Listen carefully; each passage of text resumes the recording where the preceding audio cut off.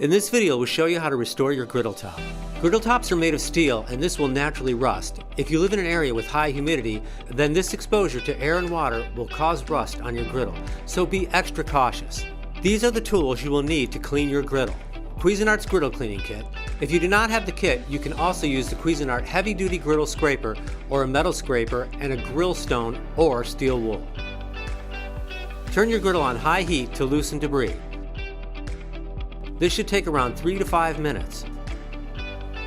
Turn off your griddle and then let it cool down. Use metal scraper to remove the debris. Make sure to do this step dry.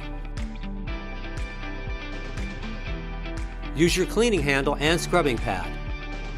Use paper towels to wipe the griddle clean. Apply more oil and wipe down the griddle again. Repeat this process until all the debris is off the griddle. If you happen to miss any spots, just go back over the griddle with oil, cleaning handle, and scrubbing pad. By doing this, you will be able to protect the top of your griddle and hopefully protect from any future rust.